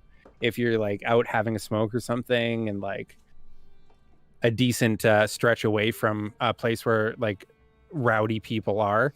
So I'm kind of just that vibe in my fucking core right now. Yes, I do know what that's like. Yeah. So like as I'm, maybe 100 yards or whatever from where like this boisterous tavern is, I'm burying a man behind his business. And yeah, Johnny so I'm singing Piano Man, and you're burying some dude. It's dichotomous. Is that the right word? Sure. There's a yin and yang. There's like a juxtaposition. It's kind of a beautiful moment as the last threads of sunlight, are casting long shadows through the town. Yuri finishes up his dark and grim task while the revelry continues, and into the night and into bits and pieces of the next morning. Carla offers you all basically just the free run of either the sort of flop room, back room, which just has 1 cot, but space enough, if you guys want it all cram in there, or a lot of other townsfolk just end up sleeping at the bar this night, because it is one to remember in Longmount for years and years to come. The night the Hot Steppers came back to town is how Hot Steppers. the way it's known from this lovely night onwards. Rising in the morning. Well, just hold on. I'm sorry. Is there more you would like to do? Before the morning? Please, yeah. please. Can I ask Carla where Honest Abe slept? Oh yeah, sure. I'm gonna go try to sleep in Honest Abe's shack if he's got a shack.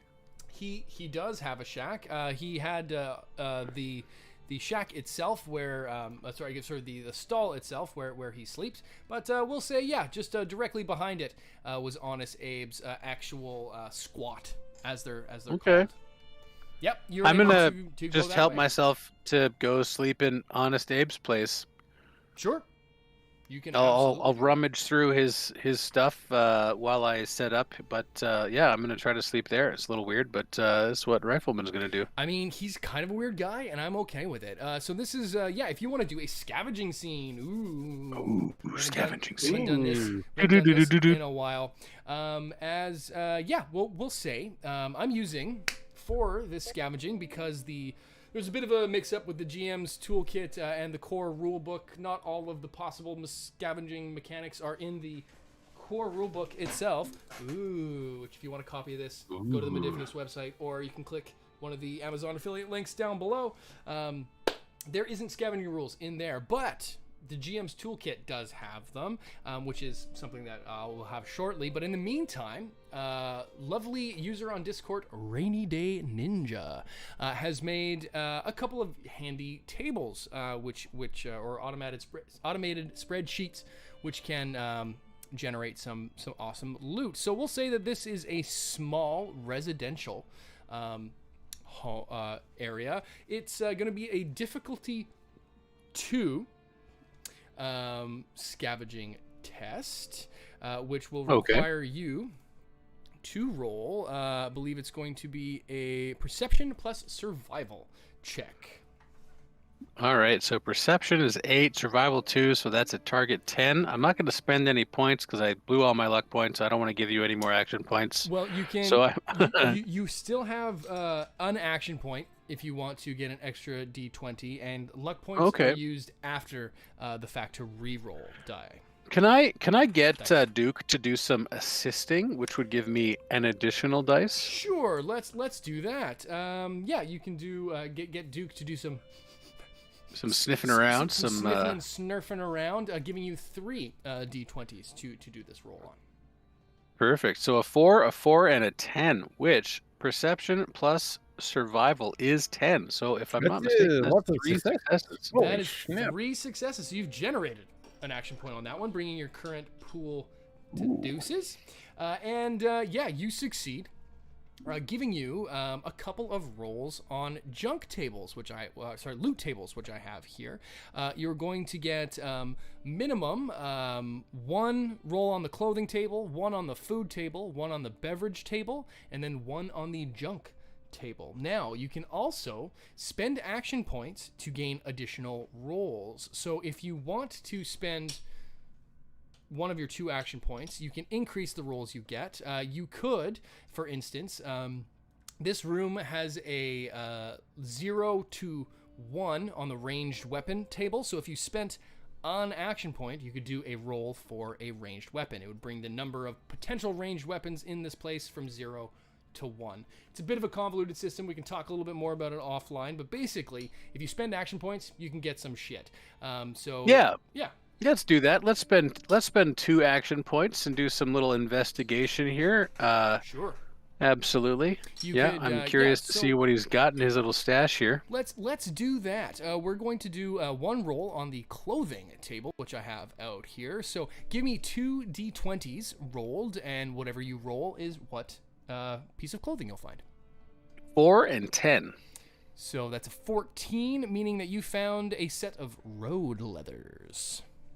Oh my God! It's T-51 power armor. Wow, power armor and a nuclear core. Wow, you're so lucky. Holy shit! A vertibird. How did the vertibird get in here? Okay, well, there is a table for power armor, and it's kind of ridiculous. It's part of the armor, just the regular armor roll, so you can just like roll and be like, "Here's a power armor frame in a fucking, nice lockbox." In a Kinder Surprise. Yeah, in a Kinder Surprise. It doesn't make And sense. a Kinder Surprise. Medium dog armor. I'm looking for dog armor too. Yeah. I doubt it. That's a bit niche. Oh, yeah. It is niche. Joggles and a dog It's there. It's there on the armor table. You can also Nice. craft it. But we're going to go ahead now with a food table roll. There's 1 of these. You could spend an action point to increase it to 2 rolls on the food table, but I'll just do 1 roll there. So that's a 14. okie doke. 14, looking, clothing, ammunition, random food. 14 is you found a carrot. Oh, I love carrots. Keeps your rifleman eyesight sharp. Absolutely, my beta carotene. Indeed. And now you've got a roll on the beverage table. Beverage, let's do it. That's an 8. That is an 8 total. Oh, baby. You just found a... So, this one, you're rummaging around. You go into the fridge and you find this one sort of decent, carrot. You think about throwing it away because it's a little old, but you're like, no, fine, I'll keep it. And you're about to close the fridge, and you do close the fridge, and you hear the clink of something inside that you didn't see before. You open it and pull out the crisper, and you find a pristine, perspirating, ice-cold Nuka-Cola cherry. Nuka-Cola, baby! Ooh. There it is. Yeah. Yeah, you've got a Nuka cherry. What a find. Okay. I'm gonna drink it. I'm drinking it right now. You're just gonna Holy drink shit. it? You're just gonna chug it? I'm just chugging the whole thing. I don't even care. It's cold. I have to. I think they're a pretty powerful item. Let's just take a quick second and... It tastes so good. And we're vamping, and we're vamping. And I knew that a Nuka-Cola was coming. I knew What it. did he know? Immediately gain +2 action points. So we're just going to put that into the party pool. You guys now have 4 AP. Can I spend those 2 on the junk roll right now? I'm such a moocher. Yeah, no, you can spend extra action points. So yeah, if you want to the junk roll, you'll get one basic one, and you'll get one guaranteed, and you can get up to 4. And it's my understanding that the expense goes exponential. So to do one extra roll will cost 1. To do 2 extra rolls will cost 2, and the cost goes up. Right, sure. So I'll do 2 in total. So 1 is the basic, and then 1 I'll spend 1. I won't spend any more than 1 action point there. One so of 16, points. Yeah.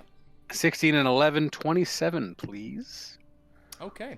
Junk actually works a little bit differently. It doesn't have a set table. It used to in like the beta version of this, but how it works is you actually in this case are going to roll damage die, and depending on what you roll on the damage die is the amount of. Well, actually, no. Sorry. You find the junk you find, and then you can scrap it for different types of materials. So in this case, get some. Yeah. So you've got now 2 junks.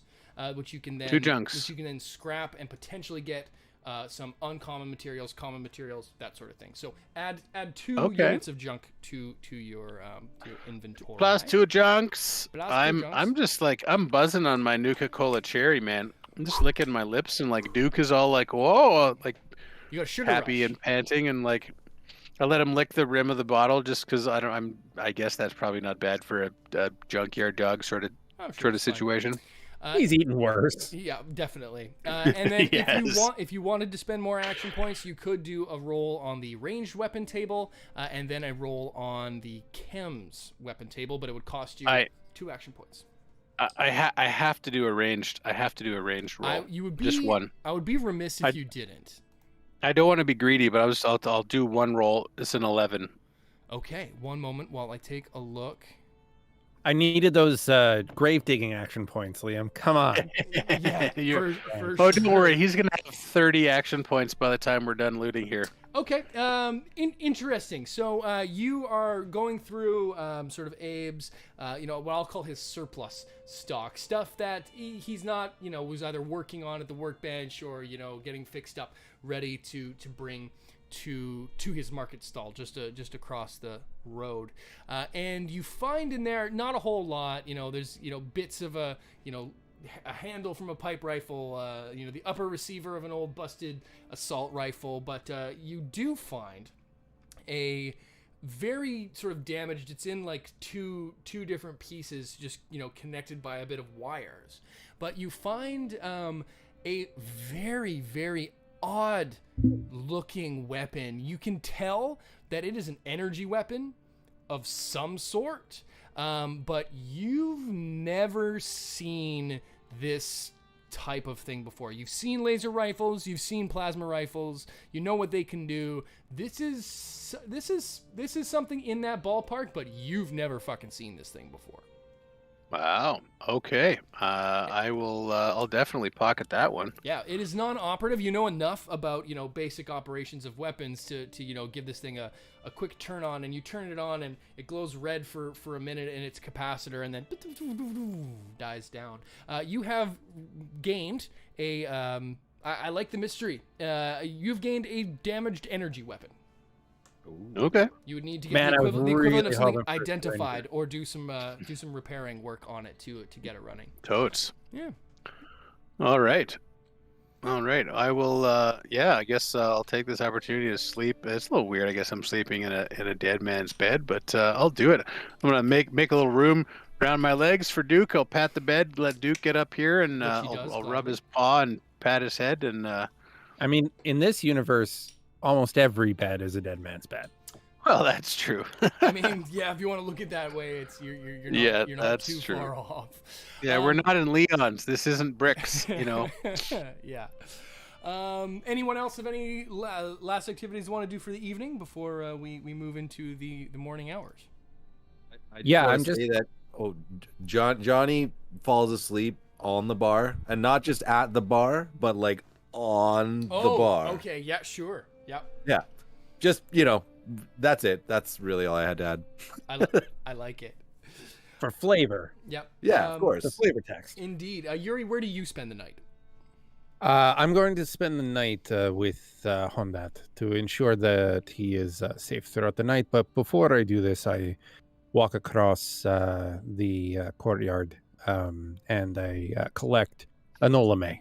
And I Okay. scratch her behind the ears Oh, and take out some hardtack from my bags and feed it to her. She's happy as a Brahmin and shit. She like throughout the whole firefight, she just like stood there, just like watching, like one shot, the other shot, one shot, the other shot. She's seen some shit. She was like totally non-phased by any of it.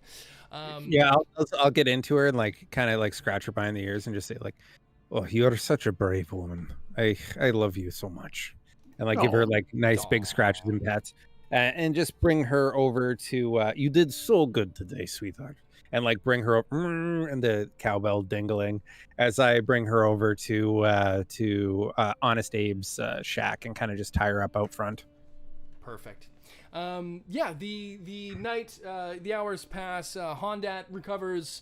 You know, he makes pretty much a full recovery. It's a little harder for you to get to sleep there, Rifleman, mainly due to the irradiated sugar running through your bones. But Johnny, on the other hand, is out like a light after arm wrestling all night long. In fact, Johnny, why don't you roll me a D100?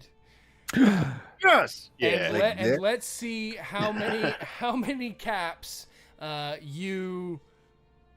Let's see how many caps you came away with in your run around. Yeah, there it is, baby. Through all of your arm wrestling, Johnny walked away with 14. Okay. So you won One some. and under 1/2 win. There was some double or nothings and some some new math going on to bring you around to that number. Caps was a little rich for some people. 14. I love it. You made an additional 14 caps off of all your arm wrestling all night. You wake up in the morning and your arm is just fucking goofed. You've spent some time working it out against some opponents last night. But the daytime does come, and as Yuri and Rifleman, we'll say that you two sort of sauntered into the bar around the same time. As you see Carla, who's got basically a stick and is just poking Johnny as he's rousing himself. Oh, buddy, I don't want to. I mean, I'd say you could, wash off or sleep off some of what happened last night, but we ain't got no showers in town, and I can smell you from a mile away. The liquor's just pouring out of you, son. Oh boy. Where am I again? Oh right, that's right. My apologies. I'll find somewhere to wash up. Maybe I'll jump in a stream or something. Is there water nearby here? Yeah, we got a Brahmin trough out front. I mean, I've done with worse. Yeah, Johnny gets himself saddled up as the two of you come into the bar, and Carla, has got her hands on the bar behind it. Well, you three have really done a number on this place. So far, so good. But Mr. Yuri, you had a chance to talk to your two compatriots here about our little understanding from the other night. Unfortunately, Abe threw a shotgun on us before I could speak to them about it. However, I think now is a good enough time. Gentlemen, this town, it requires a trade route to survive. And Abe held the only respectable one. I can't send Hondat in his condition to parlay with the Crimson Caravan. And I would not like to make the journey alone. So perhaps you both would accompany me to speak to them in hopes of setting up a trade route to this town. Well, gee, sounds like a job needs doing. It would also give you an opportunity to ask around, Johnny, if you know what I mean. You know I'm in. Thank you, Grant. Oh God, I was really worried about that for a second. I gotta be honest. Abe might not have been my favorite character. In fact, he's got a tab with a lot of the other bartenders around these territories, mile long. But he was the best we had. But I'm feeling pretty confident if the three of y'all think you can pull some strings with with whoever you might be able to find down in Boulder. I mean, that's the place that I'd start. There are other options, I guess, but I don't know of any place around better than the Grand Bazaar to look. I would agree. However, it is a rougher territory than we are used to. So, it will be more dangerous.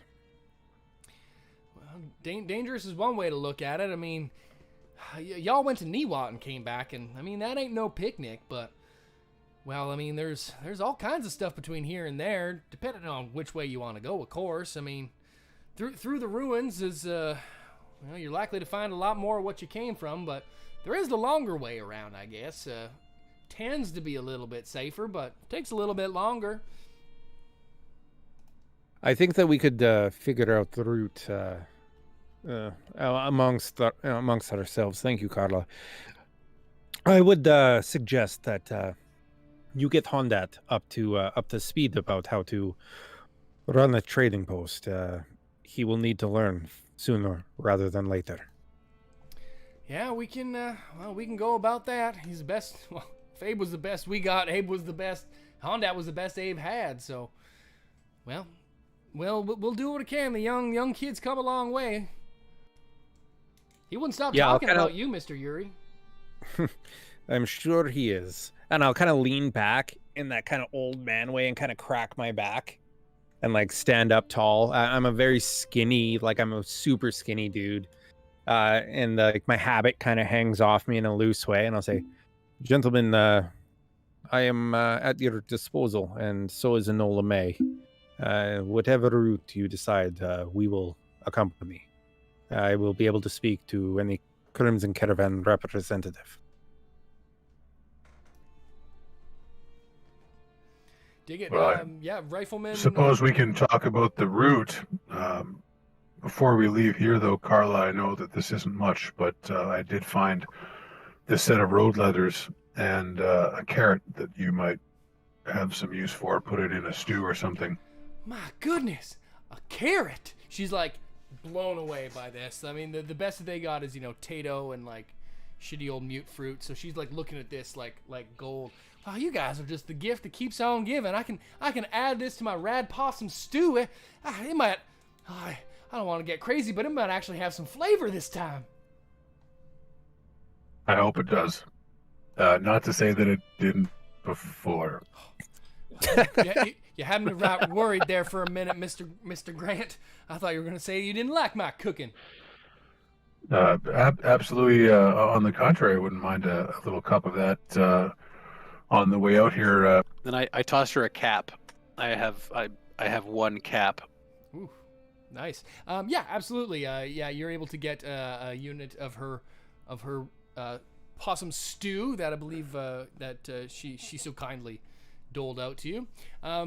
She gives you again like a little wrapped up in an old jar with some canvas and an old twine sort of wrapped around it. And you've got yourself some rad possum stew.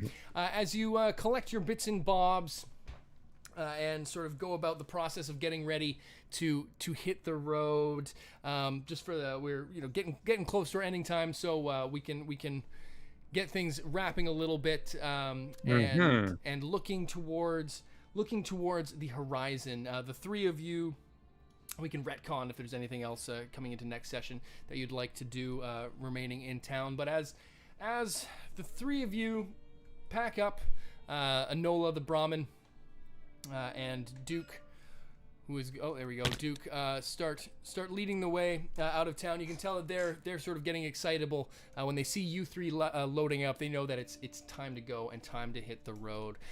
Most of the town has now gathered around to watch you as you depart and make your way out of Longmount, proper.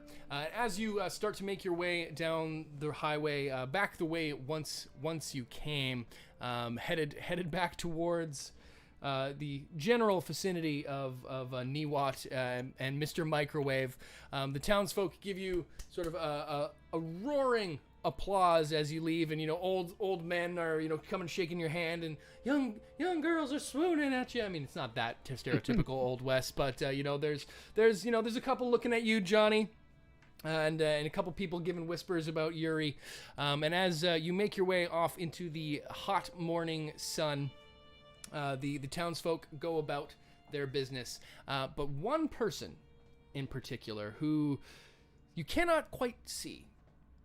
And you wouldn't be able to see, were you even looking, because unbeknownst to you, this person may or may not have been following you for quite some time, but a very mysterious stranger follows in your footsteps.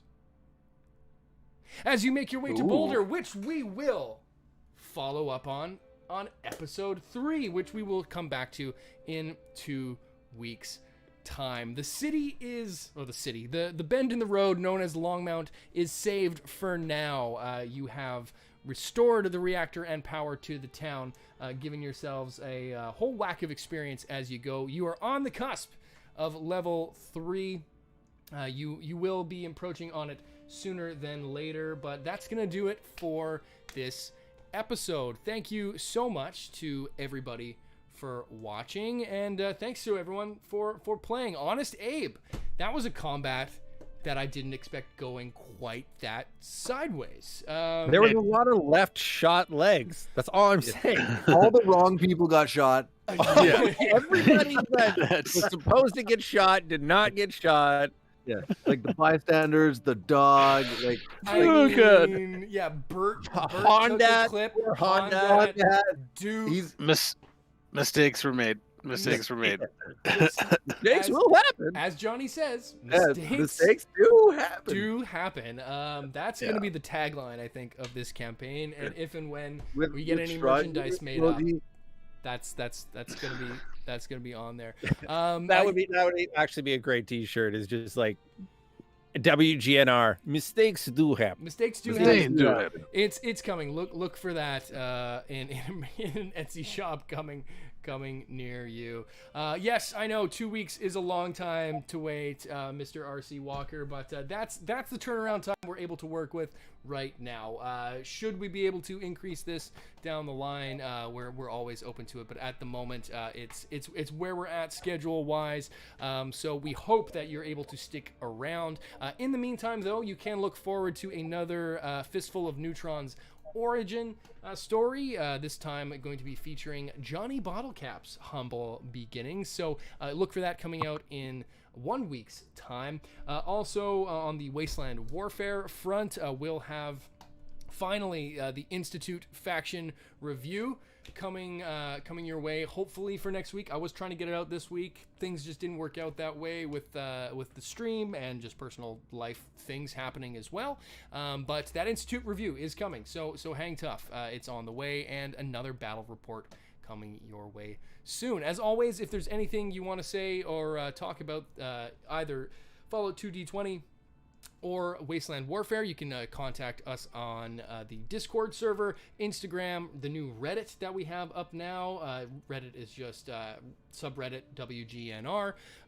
Let's get weird about it. Talk about the conversation, talk about the games, and see what they're all is in store. More importantly than not, tell your friends, tell anyone you know who's a Fallout fan, because we're just getting started here, and it's a ton of fun so far. So many thanks to RC Walker. Just always a pleasure to have you in the chat. Jenna O'Donnell, thank you for joining. Of course, Painting My Board Game World, otherwise known as MS. Find them on Instagram as well. Really great stuff. And your double winner has now won both an NCR Ranger and those custom Fallout dice. And Corbin Bear, whose icon is dog meat, who's another great fan, who we're just going to say now that icon is Duke whenever you're talking in the chat, Corbin. So many thanks. And thanks to everyone for watching. Thanks to the players. Thank you so much for watching and sticking around. It is amazing. Thank you, guys. It's so great. Our tens of fans stuck through the whole time. We really do appreciate it. And yeah, hopefully we can see you all out there on the road in the wasteland. Share us with your friends, because honestly, word of mouth is like the biggest thing that you could possibly do. So like, Totally. we don't have a large voice right now, a large platform. So if you've got friends that might be into watching tabletop games, definitely, please share us with your friends, because that's going to be the greatest thing that we can grow. Totally. And yeah, of course, get involved with the Fallout 2D20 Discord server as well. Lots of great stuff on there. Lots of other great streams as well. And to answer your question, RC Walker, the table is from the table that we're using is Tabletop Simulator. This is a pretty unofficial. It's a Wasteland Warfare mod that I made that I've now adapted for some 2D20. But there are some great folks in the official Fallout 2D20 Discord who are making some pretty awesome strides towards Roll20 and Tabletop Simulator, as well as VTT, Virtual Tabletop Integration Tools. So definitely keep an eye out for those. I will be sharing them on our Discord, or my Discord, the WGNR Discord, once they are available, but you can sort of track some of that progress there as well. Also, thank you to Rainy Day Ninja for your awesome loot tables, and Reddit user Elvis Stan for the Pip-Boy map that we are using for our Colorado territories. You can find them on Reddit as well. So with that, I think we're wrapped, ladies and germs. Thanks so much again, viewers, and thanks, players. Goodbye. We will see you guys in 2 weeks' time. Bye, everybody. See you in 2 weeks. Yeah. Adios.